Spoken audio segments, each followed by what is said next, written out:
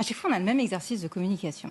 On a le président de la République qui arrive, les larmes aux yeux, limite, en faisant son mea culpa, façon acteur studio. Puis, il nous explique qu'en fait, finalement, les Français ne l'ont pas compris. Puis, il explique qu'en fait, finalement, il va tout changer, mais qu'il ne va strictement rien changer. Et que le concret, ce sera donné par le Premier ministre. À chaque fois, on a le même exercice. Sauf que là, qu'est-ce qu'on voit? On voit quelqu'un qui nous dit effectivement qu'il y a un problème au niveau de l'État, on est d'accord, qui nous parle d'une France divisée. Mais où est-ce qu'elle est divisée, la France? On a vu les Français divisés pendant le confinement.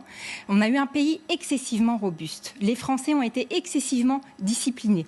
On a eu un pays très uni. Des gens qui ont été maltraités, les plus faibles d'entre nous, les moins riches d'entre nous. Est-ce qu'il a tort de dire qu'il y a une France qui se sent abandonnée? La France qui se sent abandonnée, je vais vous dire, c'est celle des classes moyennes et c'est celle des pauvres contre celle des riches. Et il défend les riches. C'est pas une division, contrairement à ce qu'il dit, avec du séparatisme. Il n'y a pas eu de ça. Il dit vouloir réconcilier les Français avec les élites. De quoi parle-t-il? S'il veut réconcilier les Français avec les élites, dans ce cas-là, qu'il commence par nous faire de l'impôt progressif. Dans ce cas-là, qui commence par taxer le capital. Dans ce cas-là, qui commence par la reconquête de l'intérêt général.